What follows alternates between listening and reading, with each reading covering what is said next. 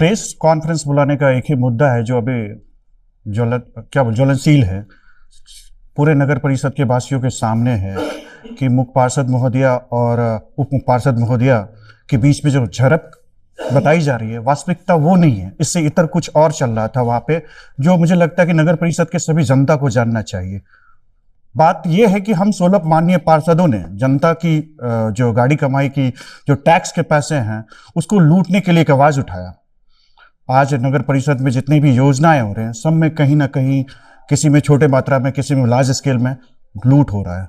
उस लूट को रोकने के लिए हम 16 माननीय पार्षद एकत्रित होकर 14 जनवरी को जिलाधिकारी महोदय के पास पहुंचे और उनके ज्ञापन दिए कि हमारे नगर परिषद में भ्रष्टाचार अभी चरम पर है, उसको हमें रोकना है। अगर आप इस पे किसी तरह का कोई कार्रवाई कर सकते हैं तो अच्छी बात है। और उस कार्रवाई में मैं उन लोगों से, जिलाधिकारी महोदय से हम लोगों की मांग थी कि जांच कमेटी का एक गठन किया जाए ताकि वो जांच करके जो ये लूट जो हो रही है उसको उजागर करे और ये तानिया कुमारी कार्यपालक पदाधिकारी पर अंकुश लगे, उसके कार्यशैली पर अंकुश लगे, उसके तानाशाही पे अंकुश लगे। डीएम साहब ने 15 तारीख को ही जांच कमेटी का गठन कर दिया। गठन करने का भी वजह मुझे लग रहा था कि उस समय मुख्यमंत्री आने वाले थे, काम जांच कमेटी थोड़ी स्लो हुई मुख्यमंत्री के प्रगति यात्रा को लेके, लेकिन अभी रिसेंट में फिर 4 या 5 तारीख को जांच कमेटी का टीम आया। पहला उस दिन उन लोग का जांच स्टार्ट हुआ था। स्टार्ट होने के उपरांत हम लोगों को पता चला कि जांच कमेटी आके गई है, कुछ 4 फाइल्स लेके गई है।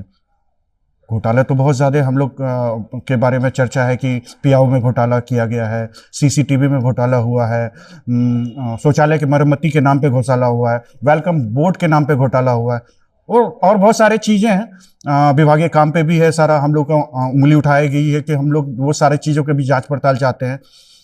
तो जांच कमेटी के जाने के बाद जब वो जांच कमेटी आई तो कुछ फाइल्स का अवलोकन करना चाहा, जांच को विषय को लेके वो सघन जांच करना चाहती थी, तो कुछ फाइल्स वो एकत्रित करके ले भी गए। लेकिन हम लोगों के पास जो इंफॉर्मेशन था कि मैडम जो अपने जो भ्रष्टाचार के खिलाफ जो उन पे जांच कमेटी का गठन किया गया, तो फाइल में कुछ ना कुछ दबा हुआ है। वो कुछ हेर फदल करना चाहती थी, फाइल को टेम्पर करना चाहती थी।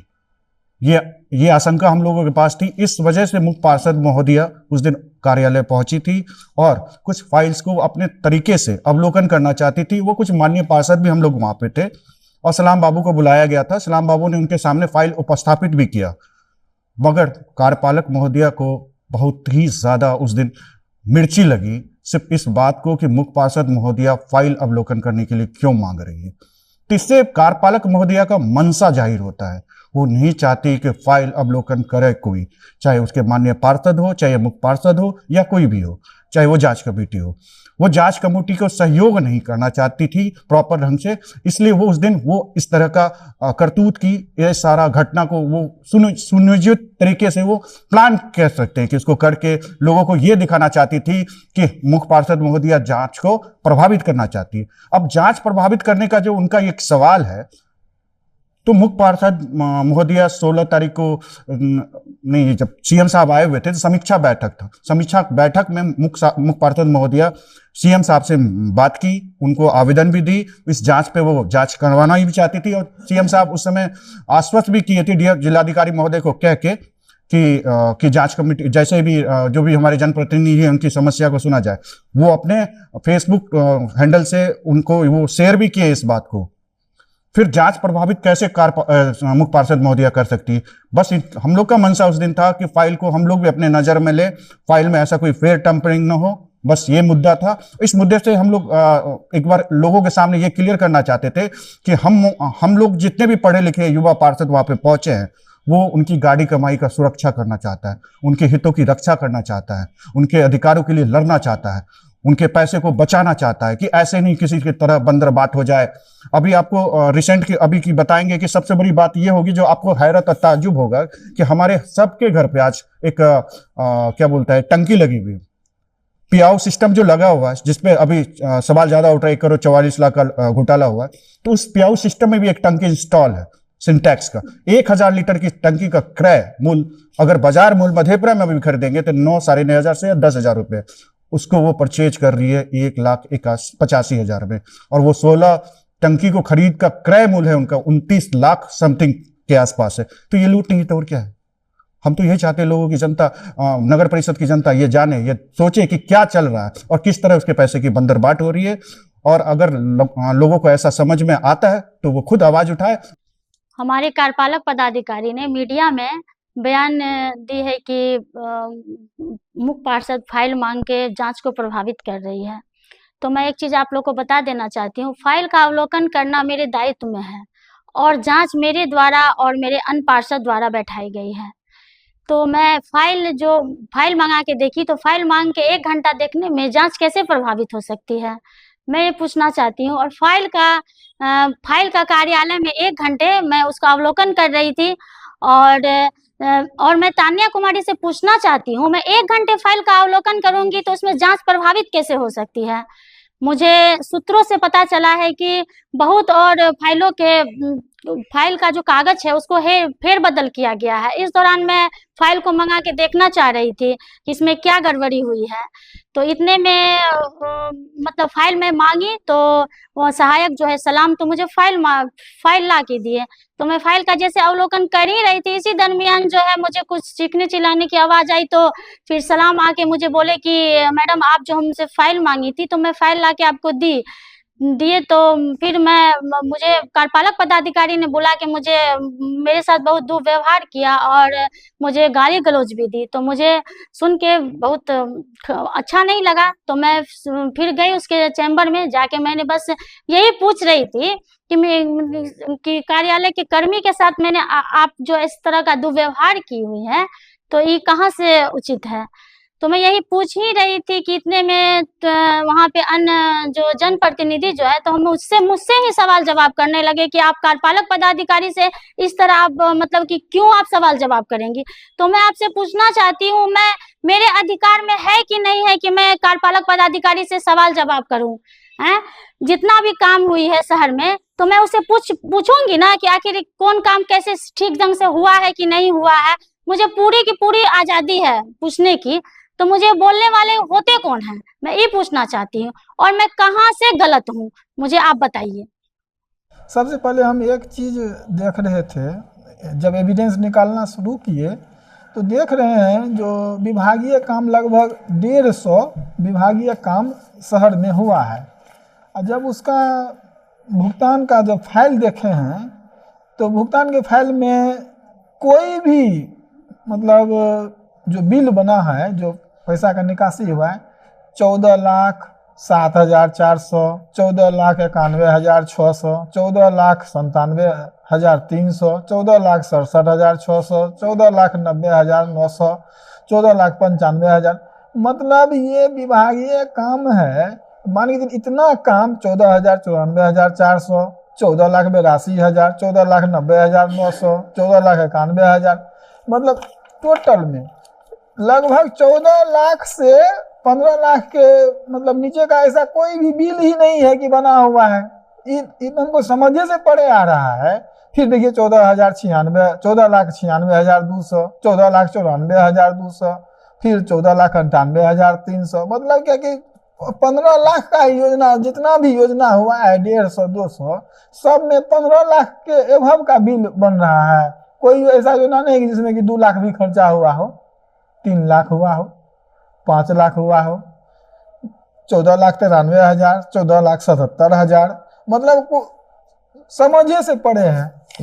150 विभागीय का रीजन क्या है सो देखिए। विभागीय काम जब होता है ना, या तो प्रत्याशा में होता है। प्रत्याशा का मतलब जैसे कि अभी हाल फिलहाल का घटना बता रहे हैं। आपके यहाँ एक ट्रक ये मनीष बाबू के घर के आगे में गिर गया था, कोयला लोड ट्रक। चलिए नाला टूट गया ट्रक से, इमरजेंसी वर्क हो गया। अब तत्काल में तो वहां पे बैठक नहीं होगा बोर्ड का, चाहे सशक्त स्थायी समिति का। उसमें क्या करना है कि तुरंत कार्यपालक पदाधिकारी को काम रहता है कि नहीं, उसको इमीडिएटली कराना है। उसके लिए प्रत्याशा में काम होता है। प्रत्याशा में क्या होता है, एक लेटर लिखेगी, मुख्य पार्षद के पास भेजेगी, मुख्य पार्षद देखेगा कि हाँ ऐसे ऐसे, उस पर साइन कर देगा, इंडोर्स कर देगा, या चलिए भाई आप काम करवाइए। कोई प्रत्याशा नहीं, न कोई पूछना है किसी से। बार बार कहती है जो हम 15 लाख का काम करा सकते हैं। तो विभागीय कौन सा शहर में आपदा आ गया कि 150 विभागीय आप कर दिए, आप टेंडर निकालने के लिए दे रहे हैं।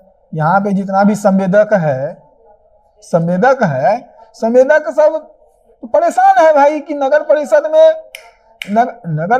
में संवेदक सब भी परेशान है कि नगर परिषद में अरे उनका भी बाल बच्चा है, बहुत बात है, वो सब परेशान है कि भाई नगर परिषद में टेंडर नहीं निकल रहा है, निविदा नहीं निकल रहा है। भैया निविदा निकलेगा कि नहीं, कब रोड पर, यहाँ तो विभागीय का गंगा चल रहा है, काम कुछ नहीं हो रहा है, पैसा निकल रहा है। संवेदक सब भी परेशान, यहाँ पे उगाही हो रहा है, समझ में नहीं आ रहा है नगर का पैसा, जनता का पैसा कहाँ जा रहा है। चलिए ये विभागीय का मुद्दा, विभागीय का ठीक है, निविदा हम लोग निविदा निकालने के लिए दे चुके हैं, लेकिन निविदा नहीं निकल रहा है, कहे तो पैसा खर्च करना है अपने हिसाब से ना। सर सबसे पहले तो हम जिला पदाधिकारी महोदय का धन्यवाद करना चाहेंगे कि वो ये जांच टीम गठित किए हैं, जिसके कारण कि आज हम लोग यहाँ पर बैठे हुए हैं। और मधेपुरा नगर परिषद जो कि मुद्दा अभी पियाओ हो या साइन बोर्ड हो या विभागीय कार्य हो, इस पर हम लोग अभी जो है आवाज उठाए हैं। आप पहले तो बहुत दिनों से नगर परिषद में कोई टेंडर नहीं हुआ है, जो कि आम हित की बात है, वार्ड की बात है। हम लोग वार्ड में बात सुन रहे हैं। अभी मेरे वार्ड में जो है शौचालय का जो है टंकी, उसके बाद ये जो है नाला, ये पूरा भरा पड़ा है नाला, और नाला से ओवरफ्लो होके जो है पानी रोड पर आ रही है, और आदमी का वहां पर रहना मुश्किल है। बच्चे स्कूल जा रहे हैं, नाक बंद करके जा रहे हैं, महामारी फैलने की संभावना है।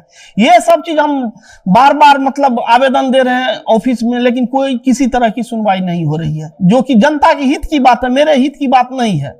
और इसके लिए हम लोग आवाज उठाते हैं तो ये बोला जाता है कि अभी रुकिए, अभी इसमें देरी है। और जबकि यहाँ पर जेल में, थाना में और भी कई सरकारी संस्था है जहां पर कि शौचालय निर्माण हुआ है, बाउंड्री वॉल हुआ है, जो कि कोई भी मतलब इस तरह का जरूरी कार्य नहीं है, वो दूसरे विभाग भी इनको कर सकता है।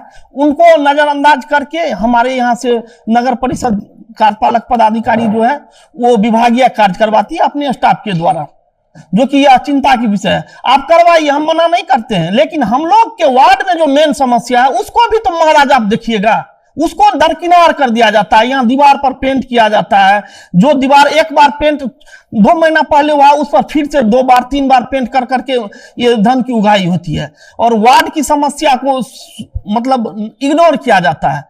और जब हम लोग कहते हैं तो ये कहा जाता है कि डीएम साहब का आदेश है, आप लोग अभी शांत रहिए। जबकि हम लोग जब डीएम साहब से मिले तो हमारे जो है डीएम साहब बोले कि इस तरह की कोई बात, हम कोई आदेश मेरा नहीं है, आप लोग को अगर कोई कार्य जाता है तो इसको पहले आप लोग का बोर्ड है, सशक्त है, उसमें देखिए, उसके बाद जो है मतलब किसी तरह की काम होगी। इसमें हम तो कहीं से अति नहीं कर रहे हैं। तो जो धमकी हम लोग को दिया जाता है, मतलब चुप रहने, अगर नहीं बोलते हैं तो आवास का पेमेंट रोक दिया जाता है, व्यवस्था कर दिया जाता है। इतने दिन से हम लोग को जो है मतलब धमकी के तहत वो काम करवा रही थी। अगर कुछ भी आवाज उठाते तो वो बोलती कि आप ये पेमेंट रोक दिया, ये पेमेंट रोक दिया। जबकि कार्यपालक अधिकारी का सीधा कहना, वीडियो में उनका बयान आया है कि मुझे प्रताड़ित किया जा रहा है, और जो कंडीशन है नगर परिषद का, हम कैसे काम करें। देखिए सर, एक बात बताइए आप, आकस्मिक कार्य जो है, काम जो है वो यदा कदा होता है। यहाँ 150 से अधिक काम सिर्फ कार्यपालक महोदय करवाई है, 150 से अधिक। क्या यह सही है? 150 काम क्या करवा सकते हैं आप? ये तो बिल्कुल सरासर। तो इनको कौन रोक रहा है आप बताइए? ये ना तो बोर्ड में लेती है, ना सशक्त में, किसी प्रकार का कोई इनके लिए नियम नहीं है। नियम को ये ताक पर रख के काम कर रही है, और झूठ मूठ का ये अपना जो है आरोप जनता और हम लोग पर लगा रही है कि हम लोग को तंग किया जाता है। इनको कोई तंग नहीं किया जाता है, ये मनमानी ढंग से कार्य कर रही है। और आप बताइए, एक सिंटेक्स का कीमत 16 से 17 हजार पहुंचा के, घर पहुंचा के होता है, लेकिन घर पहुंचा उसके बाद यहां पर जब देखिएगा तो 1,81,000 85,000 एक सिंटेक्स का कीमत। अब बताइए आप ही, इतना क्या हो सकता है एक सिंटेक्स का कीमत? तो यही है, हम लोग कहीं से या ना ही मुख्य पार्षद इनको कोई किसी प्रकार का दबाव बना रही है। उनको तो कोई चीज का खबर भी नहीं दिया जाता है, उनको मुख्य दर्शक बना दिया गया। अगर एक फाइल भी मांगती है वो, तो कार्यपालक महोदय बोलती है कि जांच प्रभावित होता है। 1 घंटा आधा घंटा के लिए फाइल अगर ऑफिस में मांगा जाए, कार्यालय में मांगा जाए, तो इससे कैसे जांच प्रभावित होता है? जांच जबकि वो खुद बैठाई है और हम लोग 16 पार्षद मिल के डीएम साहब को दिए हैं, हम लोग मांग किए हैं, तो फिर जो हम लोग उनके विरोध में जांच की मांग किए हैं तो हम ही लोग प्रभावित कर रहे हैं जांच को। ये तो मतलब माथा से ऊपर की बात हो जाती है। और आप जो है सीसीटीवी कैमरा पर आते हैं, सीसीटीवी 1 से 13 वार्ड दिखाया गया, जबकि 113 वार्ड में सीसीटीवी कैमरा एक भी किसी वार्ड में लगा ही नहीं है। सीसीटीवी मेन मार्केट में कुछ कुछ जगह पर है और कुछ कुछ चौक पर है, वार्ड में नहीं है सर। लेकिन टेंडर जो विभागीय दिया गया, जबकि टेंडर होना था, टेंडर नहीं की और चुपचाप जो विभागीय काम के द्वारा जो है ये 30 कैमरा को जो है 15 लाख में मतलब विभागीय से किया गया और 15 लाख एक बार में ही उठा लिया गया। 15 लाख रुपया एक बार में उठा लिया गया, जो कि मरम्मती के लिए 1 साल के लिए था। क्यों ऐसा आप कैसे आप कर दिए? 15 लाख रुपया 1 साल में मरम्मती का था और आप 1 ही महीना 2 महीना में पूरा रुपया ही निकाल के दे दिए। सब आपको कौन रोक रहा? आप तो सारण से ठेकेदार, छपरा से ठेकेदार ला के काम करवा रही है। यहाँ के लोकल भी कोई नहीं है, ये बाहर की कंपनी को लाती है, दिल्ली से लाती है। एनजीओ जो कि अभी बेकार का काम कर रहा है, जबकि 44 लाख मंथली है। क्या आपको लगता है 44 लाख का काम जो है ये एनजीओ कर रही है नगर में? तो यही सब बात लेकर जब हम लोग बैठते हैं तो हम लोग पर आरोप लगाया जाता है।